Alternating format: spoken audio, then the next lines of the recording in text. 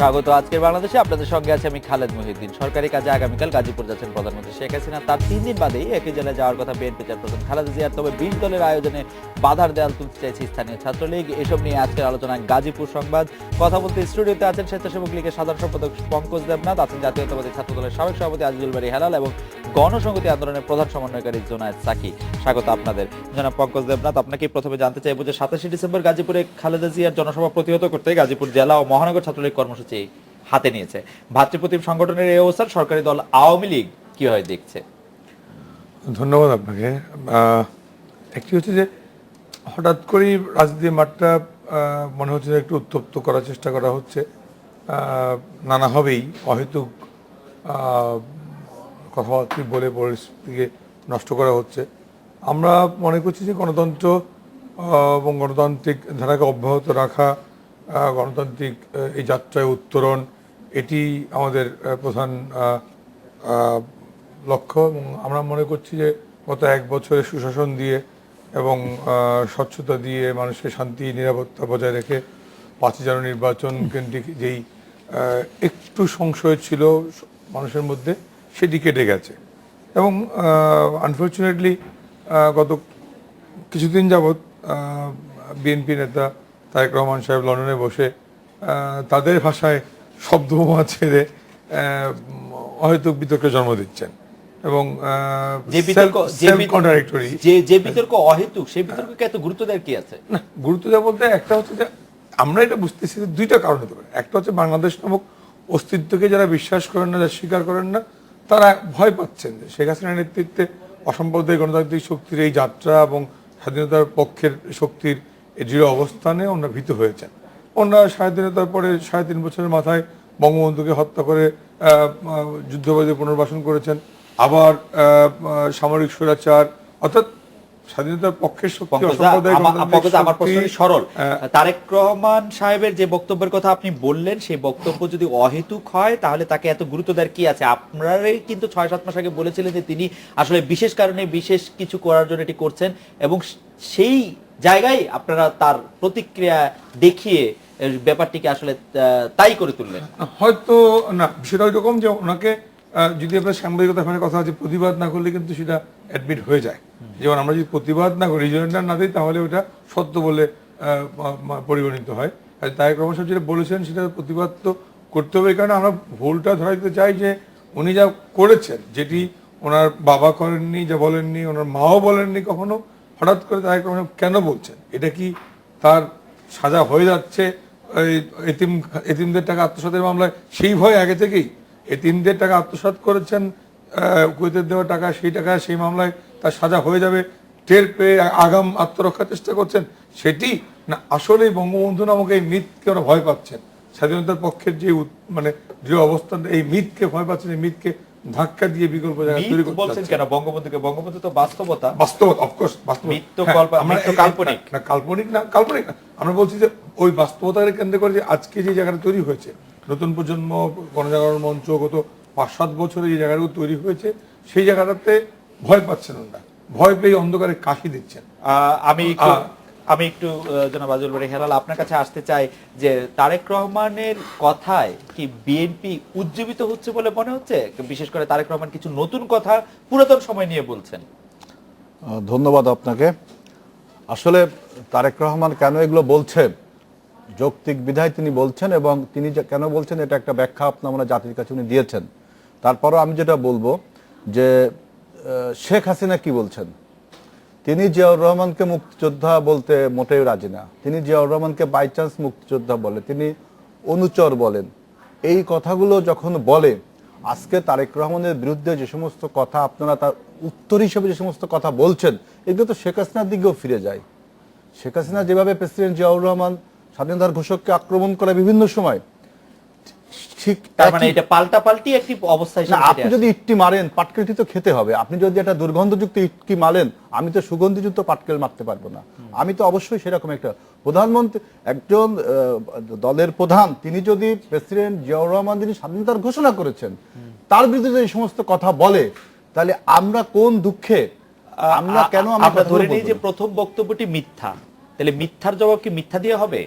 না আমরা যে কথাগুলো বলছি সেটা কি মিথ্যা? কোনটি সত্য আপনি বলেন? আপনি কি আপনি বিশ্বাস করেন বলেন। যে বঙ্গবন্ধু শেখ মুজিবুর রহমান রাজাকার ছিলেন? আপনি কি বিশ্বাস করেন যে প্রেসিডেন্ট জিয়াউর রহমান না, বিশ্বাস করি না, কিন্তু আপনি তারেক রহমানের এই কথাটি আপনি বিশ্বাস যদি করেন? বলেন আমি তাহলে আমি পরে সেটা বলবো। বলবো। না, আমি বিশ্বাস করি না এটা। আমি সেটা বলছি না। তা কারণ শেখ হাসিনা তিনি ক্ষমা স্বীকার করুন যে তিনি আগে বলেছেন, তারেক রহমান কিন্তু আগে বলেননি। আপনি দীর্ঘ রাজনৈতিক ইতিহাসে দেখেন তারেক রহমান এই তার প্রথম মানে কি মুখ তিনি খুললেন। প্রতিক্রিয়ায় বলেছেন? অবশ্যই তিনি তো ব্যাখ্যা দিয়েছেন। তিনি ব্যাখ্যায় যেটি দিয়েছেন, তিনি প্রতিক্রিয়া দিয়েছেন। হ্যাঁ, তিনি আমি জানতে চাইছি যে প্রতিক্রিয়াটা কি মিথ্যা নাকি না, প্রতিক্রিয়াটি প্রতিক্রিয়াটা সত্য? তিনি যা তাহলে আপনি বলছেন বলেন যে মিথ্যা। আপনি বঙ্গবন্ধু রাজাকার ছিলেন, এটা আপনিও স্বীকার করেন? শেখ মুজিব রাজাকার ছিলেন না, শেখ মুজিব আপনার মুক্তিযোদ্ধা না, ছিলেন সেটা না, আপনি দেশ বলেন। ছিল। আপনার সেটাই জাতি বিচার করছে। আপনার নেতা বলছেন। তাকে চাপ দিয়ে লাভ নাই। সে সেটা- রাজনীতি সেটা- কর্মী, তাকে সেটা- এভাবে সেটা জাতি embarrass বিচার করেন না, করছে। তাকে embarrass আমি করেন বলা না। হচ্ছে যখন আপনি প্রেসিডেন্ট জিয়াউর রহমানের দিকে আঙ্গুল তুলে তাকাবেন তখন আমি কিন্তু সেরকমই একটা কথা বলবো। আমাদের বক্তব্য যেটা প্রেসিডেন্ট তারেক রহমান যেটা বলছে শেখ মুজিব সম্বন্ধে, সেই কথাগুলো যদি ইতিহাস থেকে তিনি বলেছেন সেগুলো নিয়ে একটা আলাদা আলোচনা হতে পারে। মানে কোন ইতিহাস থেকে বলেছেন? তিনি যে কথাগুলো বলছেন শেখ মুজিব সম্বন্ধে, যে তিনি যেমন ছিলেন প্রধানমন্ত্রী হয়ে গেলেন প্রেসিডেন্ট, উনি বলছেন জিয়াউর রহমান প্রথম যখন বাংলা স্বাধীনতার ঘোষণা করে এবং তিনি যখন ইন্টারন্যাশনাল কমিউনিটির কাছে হেল্প চায় তখন কিন্তু প্রেসিডেন্ট জিয়াউর রহমান নিজেকে প্রেসিডেন্ট হিসেবে হেল্প চেয়েছিলেন।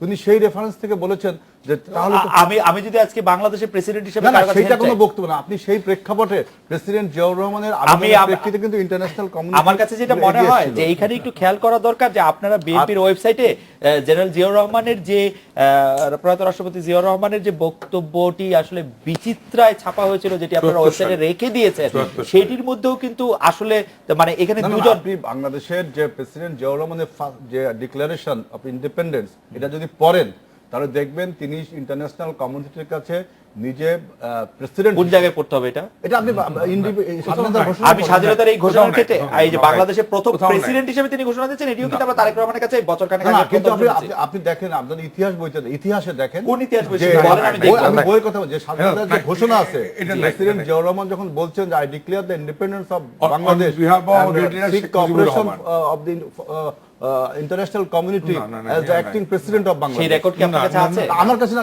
ইতিহাসে আছে কোন সেটা। ইতিহাসে আছে? ইতিহাসে আছে। আপনি এটা নাই, আপনি যে কোনো এটা তথ্য নাই। পত্রিকায় আমি স্বাধীনতার ঘোষণা না, দেখেন। হেলাল ভাই, স্বাধীনতার ঘোষণা আসলে পত্রিকায় আমি এটা কখনো দেখি আচ্ছা, নাই। এটা দেখেন আবার এই কথাটা কিন্তু বর্তমান অর্থমন্ত্রী মোহিত সাহেব যে বই লিখেছেন তাতে কিন্তু মহিত সাহেবের বইটি আমি পড়েছি। মহিত সাহেবের বইটিতে আপনারা মানে উল্টা করেছেন, আপনারা মানে বুঝতে পারেন না। আপনারা আবার পড়েন, তাহলে মানে বুঝতে পারবেন। আমার মনে হয় যে মহিত সাহেবের বইটি আপনি একদম লাইন ধরে পড়েন, তাহলে বুঝতে পারবেন যে মহিত সাহেব আসলে কি বলেছেন। উনি বলছেন যে তিনি এটা ঘোষণা করছেন না, মহিত সাহেব এটাও বলেন না। সরি, মহিত সাহেব এটাও বলেন নাই। এবং আপনার লেফটেন্যান্ট জেনারেল শফিউল্লাহ সাহেব তিনিও লিখছেন কোথায় যে সেটা? প্রেসিডেন্ট জিয়াউর রহমান যে ঘোষণা করছেন তিনি ইন্টারন্যাশনাল কমিউনিটির কাছে যে হেল্প চেয়েছিলেন সেটা বাংলাদেশের প্রেসিডেন্ট হিসেবে হেল্প চেয়েছেন। এবং শেখ মুজিবুর আমার মনে হয় না জেনারেল রহমান শফিউল্লাহ, যে- আমার মনে হয় না জেনারেল শেখ শফিউল্লাহ বই মুজিবুর তৈরি আছে। রহমান- তবে আপনি যদি আমাকে এটা তো সত্য, তিনি তো বাংলাদেশের শেখ মুজিবুর রহমানকে বাংলাদেশের অস্থায়ী রাষ্ট্রপতি ছিলেন না, তিনি একদিনের প্রধানমন্ত্রী হয়েছেন।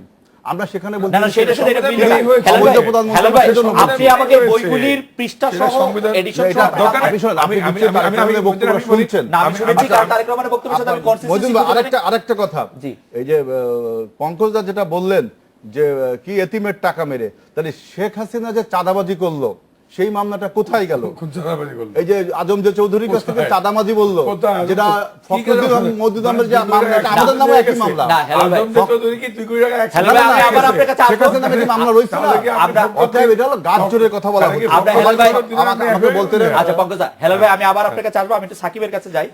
আমরা আসলে তাহলে অন্য মানে প্রসঙ্গ আজকে থেকে তো- প্রসঙ্গ আজকে থেকে দেখা যাচ্ছে ফখরুদ্দিন বড়ুদ্দিনের ভাষায় যে না, প্রসঙ্গ- 2 কোটি টাকা এক সুটকেসে নিয়ে গেছে। না, হ্যাঁ, প্রসঙ্গ থেকে দূরে সরে যাচ্ছে আমরা একটু। সাকিব ভাই, আমি একটু যেটি যে বলতে চাইছি যে একটি রাজনৈতিক কর্মসূচিকে প্রতিহত করার জন্য, যেটি বিএনপি চেয়ারপারসন বেগম খালেদা জিয়ার রাজনৈতিক কর্মসূচি, সেটিকে প্রতিহত করার জন্য ছাত্রলীগ একটি ঘোষণা দিয়েছে। আপনি মনে করেন যে এই গণতান্ত্রিক ব্যবস্থার জন্য এটি কতটা সুখকর একটা অবস্থা, কোন একটি বক্তব্য প্রত্যাহার বা প্রত্যাহার করা না করাকে কেন্দ্র করে? ধন্যবাদ আপনাকে। আপনি কি আমাকে আগের প্রসঙ্গে কোনো কিছু জি, প্লিজ জানতে আপনি চাইছেন? যোগ করতে পারেন। ঠিক।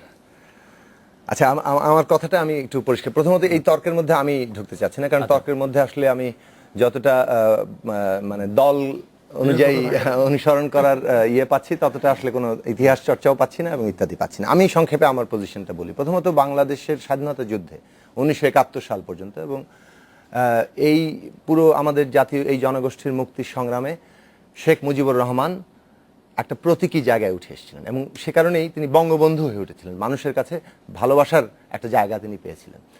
এইটা তর্ক করে এটাকে আসলে ইতিহাসের টেকনিক্যালিটি দিয়ে এটাকে দূর করা যাবে না। এখন এটা তো একটা একদিনে আসেননি, তো একটা সংগ্রামের ভেতর দিয়ে এসছেন। সেই সংগ্রামের মধ্যে আরো অন্যদের সংগ্রাম ছিল।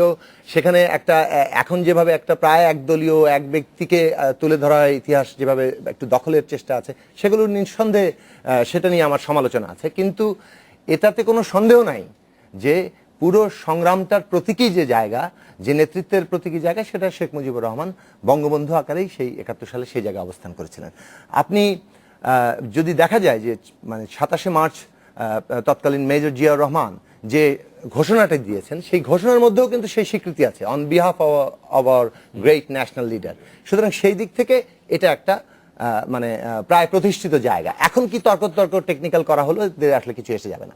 আর দ্বিতীয় জিনিসটা হচ্ছে এই যে ধরা যাক 25শে মার্চ রাতে অথবা 26 তারিখ কোনো এক সময়, কিংবা মানে কোনোভাবে হোক, যে বঙ্গবন্ধু শেখ মুজিবুর রহমানের নামে কোনো একটা ঘোষণা প্রচারিত হয়েছিল।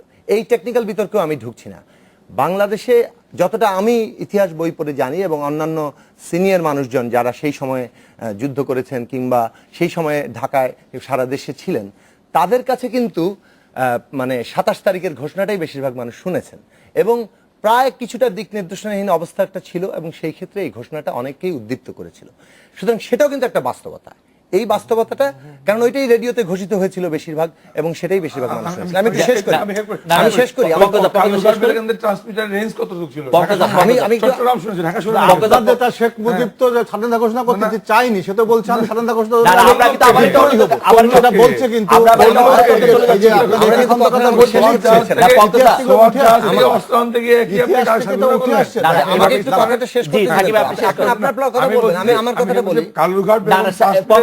আপনি যখন সময় আসবে আপনি বলবেন প্লিজ।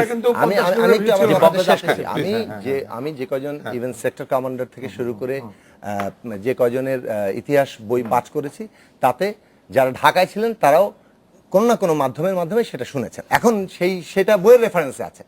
আমার বক্তব্য হচ্ছে ওইটা কে শুনেছেন না সেই বিতর্কে আমি যাচ্ছি না। আমি বলতে চাইছি যে ওই ঘোষণাটার যেটা বঙ্গবন্ধু শেখ মুজিবুর রহমানের পক্ষ থেকেই দেওয়া হয়েছিল, সেই ঘোষণারও একটা ইম্প্যাক্ট ছিল।